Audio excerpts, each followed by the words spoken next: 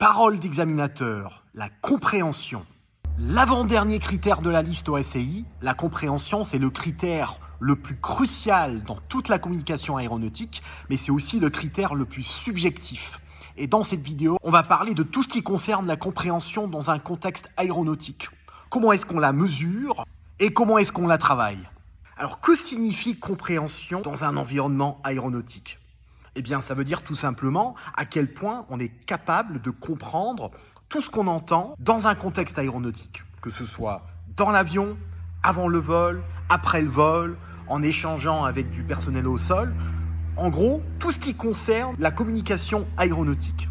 Et la note qu'on reçoit au SCL 55 va dépendre de la précision de sa compréhension.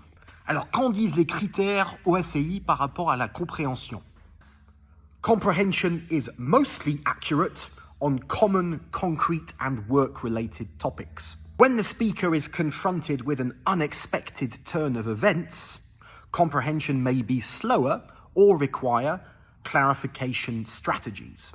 Comprehension is accurate on common, concrete and work-related topics and mostly accurate when confronted with an unexpected change of events. The candidate can understand a variety of accents. Comprehension is accurate in nearly all contexts and includes understanding of cultural and linguistic subtleties. Donc si on simplifie un peu les compétences recherchées pour la compréhension au SCL 55, on peut identifier la compréhension dans un contexte opérationnel normal, donc tout ce qui est communication radio, procédure standard, la compréhension lors d'un imprévu, donc en cas d'urgence par exemple, ou lors d'une situation inusuelle.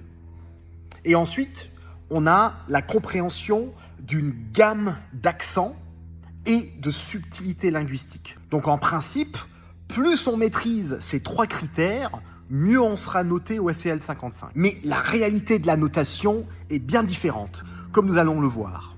Donc la manière dont on évalue la compréhension au SCL 55 va dépendre de trois choses. Le support qu'on utilise pour évaluer la compréhension, donc ça peut être par exemple des écoutes de bande, des messages enregistrés, ou alors tout simplement des questions posées par un examinateur.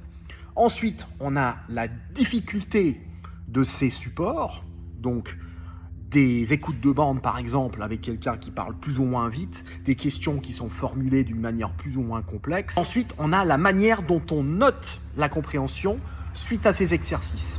Le support qu'on utilise pour évaluer la compréhension va varier énormément d'un test à l'autre. Parce que comme vous le savez tous maintenant, depuis le temps que vous regardez mes vidéos, il n'y a pas un seul test FCL 55. Chaque test a ses épreuves qui sont plus ou moins difficiles en fonction du candidat et en fonction de l'organisme. Il faut aussi savoir que l'Organisme international d'anglais aéronautique, qui est une association basée à Paris, a émis des recommandations de création de tests.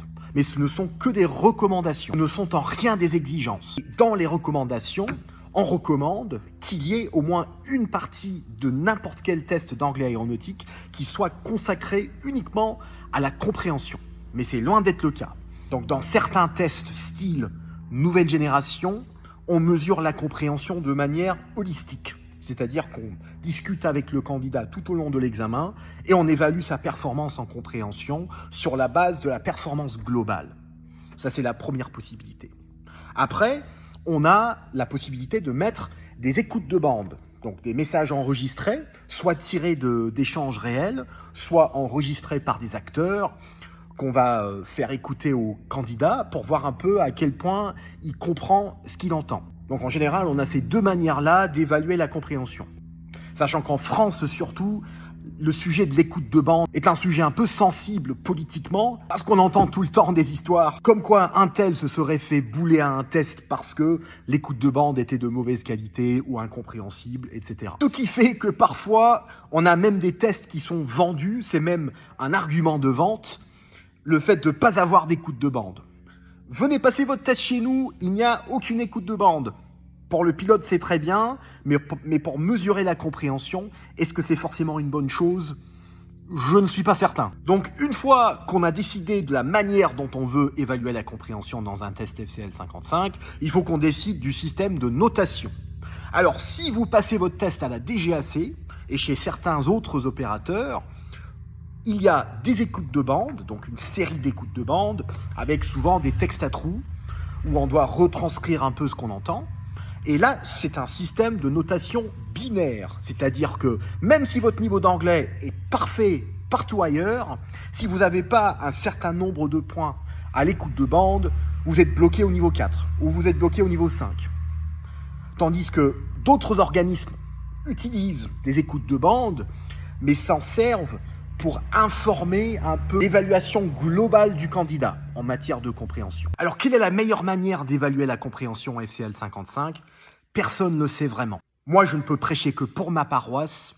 Chez Lingairo, on a un tout petit peu de messages enregistrés, mais pas comme la DGAC. Ils ont les écoutes avec les textes à trous.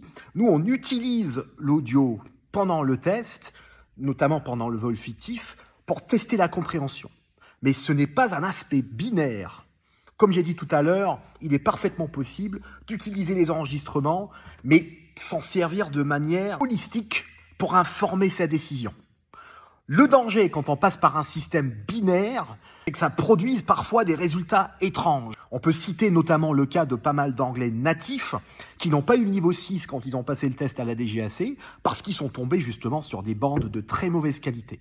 Donc on ne peut pas vraiment dire que ces personnes ne comprennent pas l'anglais. C'est plus un cas de ce que j'appelle « the test failed the person and the person didn't fail the test ». Il peut être tentant au début d'aller vers un opérateur qui a un test soi-disant facile parce qu'il n'y a pas d'écoute de bande ou parce qu'il n'y a pas vraiment d'exercice de compréhension. D'accord, avec ça, vous allez peut-être obtenir un papier avec un niveau 5 plutôt qu'un niveau 4. Mais une fois que vous serez en compagnie, une fois que vous serez en entretien d'embauche, là, on va s'attendre à ce que vous compreniez l'anglais vraiment dans un contexte opérationnel. Donc, il faut bien séparer le choix du test en fonction de ses épreuves et la réalité de la chose, qui est le fait qu'on ait besoin de comprendre l'anglais, à la fois dans des contextes opérationnels normaux et des contextes où il y a des imprévus, en cas de situation inusuelle. Donc, si on prend les compétences une par une, voici quelques astuces pour travailler ça. Alors, ce qu'il faut faire, c'est appliquer le concept du little and often. Faire quelque chose, même si c'est juste 5 minutes tous les jours, ça fait un effet non négligeable. Bon, pour l'histoire de comprendre les différents accents, il y a pas mal de chaînes sur YouTube qui sont vraiment très très bien faites. Edward de Reus, qui s'enregistre en train de faire des vols partout en Europe, donc on entend tous les accents d'Europe avec la radio, et en plus on voit l'endroit où se trouve l'avion pour les procédures, etc. Ensuite, pour les situations usuelles, les procédures de base, donc la radiotéléphonie en gros. Si vous avez un simulateur de vol, connectez-vous sur des réseaux tels que Ivao, VATSIM. Ce sont des réseaux qui permettent de simuler le contrôle aérien pour des procédures de base, notamment des tours de piste, des procédures aux instruments, avec la communication radio avec l'ATC. Pour les situations d'urgence, essayez VAS Aviation sur YouTube. C'est une chaîne qui fait des petites reconstitutions de situations d'urgence avec des sous-titres. Donc une très bonne mise en contexte, et ça permet de travailler donc les échanges en cas d'urgence, des échanges pendant les situations inusuelles. Et pour les subtilités linguistiques, c'est là que les séries et les films ont un intérêt. Alors j'entends souvent les pilotes me dire je vais faire un effort pour la compréhension parce que je mets toutes mes séries en anglais. Le simple fait de regarder des séries en anglais ne va pas vous aider à travailler votre compréhension, parce que vous allez entendre du son, mais dans votre cerveau, vous n'allez pas vraiment traiter les informations pour essayer de les comprendre. Ce qu'il faut faire, c'est regarder un extrait d'une série. Vous prenez un petit extrait de 5 minutes.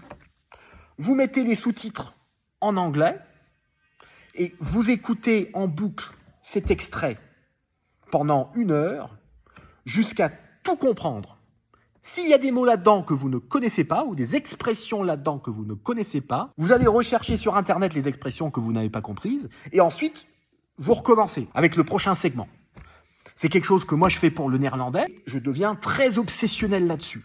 Mais si vraiment on veut travailler sa compréhension, notamment la compréhension d'expressions idiomatiques, c'est la seule manière de faire. Voilà donc quelques astuces et explications concernant la compréhension au FCL 55. J'espère que vous avez trouvé cette vidéo intéressante. Retrouvez l'intégralité des exercices sur lingaero.com et à très bientôt. Au revoir.